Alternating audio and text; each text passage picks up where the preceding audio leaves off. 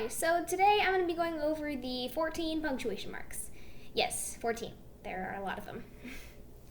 Well, actually, there's going to be 15 because I'm separating the dash into two different things, but we'll get into that later. Let's get through the basic ones first. Alright, period. It's a dot you put at the end of the sentence. Pretty straightforward. Say, I like ice cream, you gotta put it at the end of cream. Pretty done. Alright, question mark. You put it at the end of a question.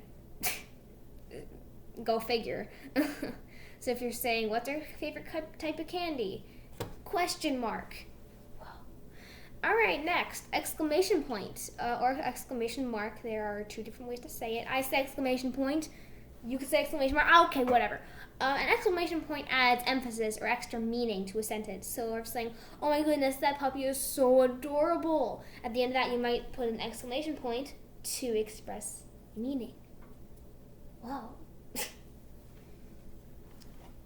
Alright, comma. Whee! It's like a little slide.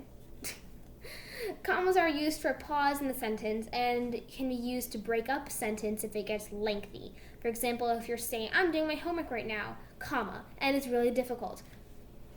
Comma, yes, okay. Moving on, colon. Colon like two periods on top of each other? No, I didn't make it. A colon can be used for introducing a series or a list of things. For example, if you're saying, I have a long to-do list today, I have to do the following: wash the dishes, go to my mom to get groceries, take in the outdoor furniture, get my homework done, do the laundry, take my dog for a walk. You know, that's... yeah. Okay, colon. Next.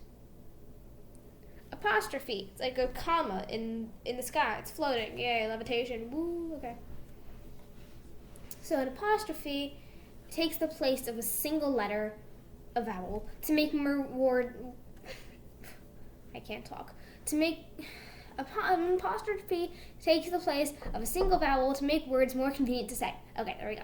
So if you're saying, I do not like winter, you could take the O in not, and then, cut off of most of it and then put it in the sky. Boom, you got an apostrophe. And then you gotta smush the do not together. Then you got don't, which is also grammatically correct. You could say, I don't like winter. And that's one less syllable, which makes it easier to say. Yeah, okay. Quotation marks. Little two apostrophes in the sky. They're right next to each other, like little buddies. Okay. Quotation marks are used to express a dialogue, which is like talking. If you didn't know that, I think you do, but whatever. If you don't, there you go. You just learned something. So you're saying, "Oh no!" he exclaimed, and you got to put two quotation marks around it. It's a symbol for quotation marks. I don't know. You got to put quotation marks around O, and then no, and then you also got to put an exclamation point in there because you're expressing meaning and yeah. Alright, next. Semicolon. Semicolons are used a lot like commas, but they show a closer relationship between the two parts of the phrase than commas do. For example, if you're saying, my favorite color is blue, semicolon, I wasn't a fan of the yellow sandals I saw at the store. It's not a very good example, but it's an example. There you go. Alright, next. Ellipses. 3 little periods right in a row. Used to shorten a lengthy passage or express mystery at the end of a line. For example, if your characters are playing hide and seek in a story and you're saying 30, 29, 28, ellipses. 3, 2, 1, ready or not, here I come. Because you don't want your reader to have to sit through 30, 29, 28, 27, 26, 25, 24. No, that's going to get really boring really fast. No. Just no. You can just skip that with ellipses. Okay. And then to express mystery, it can be like, I wonder what that means. Then your face becomes an emoji for a second. And then ellipses, dot, dot, dot. And then that automatically cues to your reader, this kind of seems like it'll come up later. Whoa, foreshadowing. Whoa. Okay. Moving up, this is where things start to get a little bit complicated. Dashes, except there's two different types of dashes. I told you we'd get back to this, and here we are.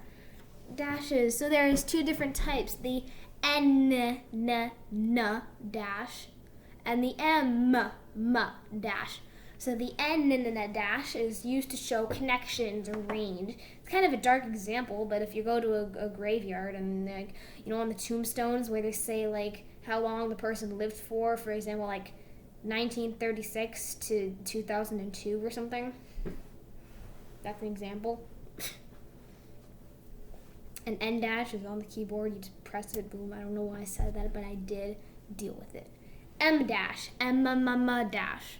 It's actually slightly longer than N dash, and like some programs, like I know Word does, if you type a space, then an N dash, and then another space, it automatically lengthens it into an M dash. It's kind of weird, but true. That's a book series, I think. I don't know. I haven't read that in a while. Anyway.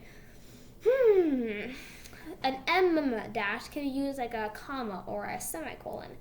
For example, if you're saying, I'm doing math homework right now, or any homework, I don't know.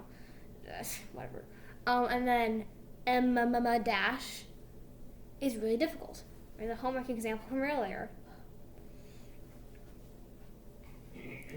Hyphen.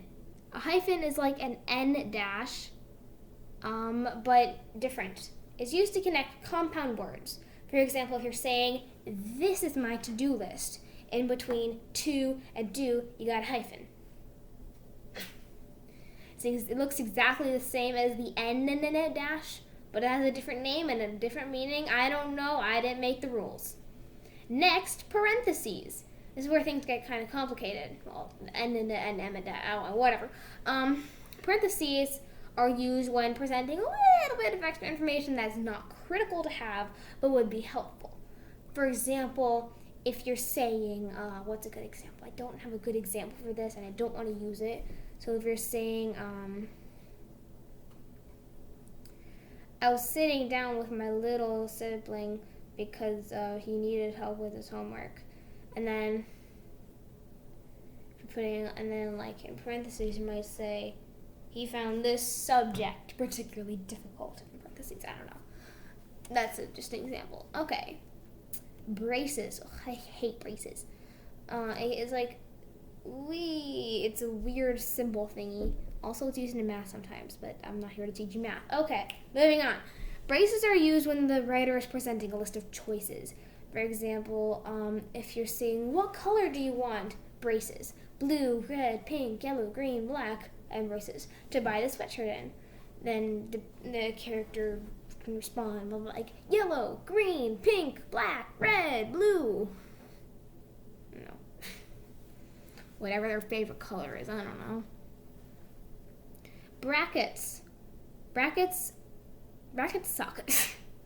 Brackets are like parentheses, but square. I don't know. So brackets are used to clarify certain meanings of certain things, but if they're removed, the sentence would still make perfect sense. For example, if you're saying, this type of cat, bracket, calico, end bracket, is mostly females. There are very few males of the species. That is true. Look it up if you don't believe me. But yeah, that's brackets. Yeah. So that's actually all of them. I got through that a lot quicker than I intended or expected or whatever the word is. But yeah, I hope this was somewhat informative and somewhat helpful. And yeah, see ya.